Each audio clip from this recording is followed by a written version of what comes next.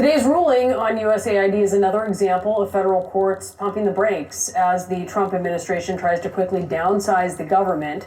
The president and some of his allies accusing federal judges of overreach and political bias. Joining us to discuss is retired New York State Supreme Court Judge Jill Konviser and former Miami-Dade County Court Judge Jeff Swarz. Thank you both for being with us. Judge Konviser, Elon Musk posted a poll on X asking whether quote, federal judges who repeatedly abuse their authority to obstruct the will of the people via their elected representatives should be impeached. Do you think judges feel pressure from these kinds of polls being put on social media? I'm not sure if pressure is the exact word I would use. It's certainly inexcusable and troubling, but I don't think federal judges care so much precisely what Mr. Musk might say. Federal judges call balls and strikes every day.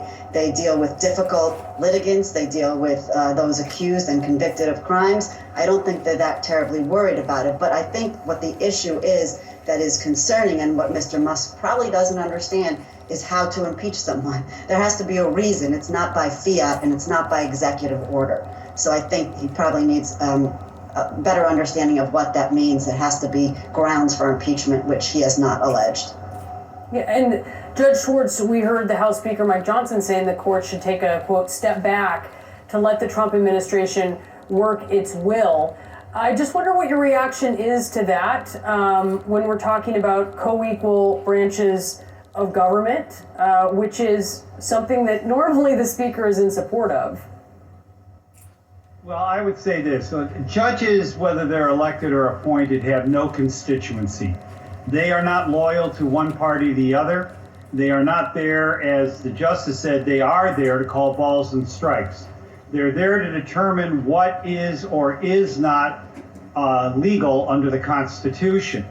Their job is, their constituency is the law, and only the law. I learned a long time ago that half the people that left my courtroom weren't really very happy with me because they lost.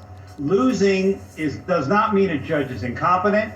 It does not mean that the judge is crooked. And I think Mr. Musk really has no understanding of our Constitution. I know he knows some things because he became a naturalized citizen, but he literally has no understanding of the Constitution in this country and how it works. And that makes him even more dangerous. Judge Swarz, I wonder if there's much that can be done if they ultimately decide to ignore court orders, whether it's Musk's Doge or President Trump. That is, to me, the nightmare scenario. That is, in my opinion, and this happened in 1830. Andrew Jackson was quoted as saying, when there was a ruling against him, if the Chief Justice wants to enforce his order, let him come down here with his army. Judges don't have armies. We operate in this country on the respect for the law.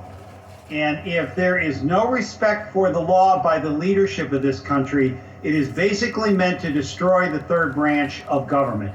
That which has the most control over the executive, check on the executive and on Congress for doing more than they're permitted to do. And if that happens, that's a nightmare scenario. That's the real constitutional crisis.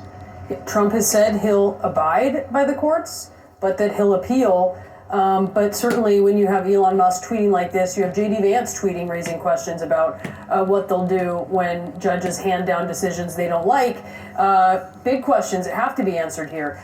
Judge Konviser, something else I want to ask you about, though, something that just happened minutes ago. The acting U.S. attorney for the Southern District of New York, Danielle Sassoon, resigned. She didn't say why she was doing this, but she certainly was under a lot of pressure to dismiss criminal charges against New York Mayor Eric Adams after being directed to do so earlier this week. A directive that wasn't about the merits of the case against him, but DOJ citing the need for Adams to be able to cooperate with the Trump immigration crackdown. What's your reaction to this?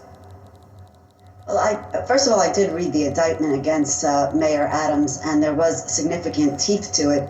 A federal indictment, unlike a state indictment, will list every overt act that's alleged in the case. And I think it's been clear to any even casual observer that Mayor Adams has been running after President Trump and courting his support for an obvious reason. He didn't want to face the music. And it only looks to me that the interim U.S. Attorney, Ms. Sassoon, probably was saying, sort of realizing that what Trump was doing and the Justice Department was doing under Trump's tutelage was to completely obliterate her independent role as a prosecutor. There's a reason why the Southern District of New York is referred to as the Sovereign District of New York, because they have been independent. She probably couldn't, she wouldn't do it. And if that's the reason, my hat's off to her. Good for her.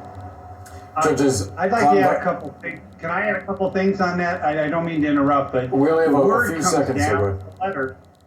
Okay, the letter that came down from Beauvais telling her that she should resign or that she was fired. You need to know that he also threatened to have her and her staff internally investigated for whatever they did involving the Adams case. Wow. And Judges Conviser and really Swarz, thank you both so much. Stay with CNN. We'll be right back.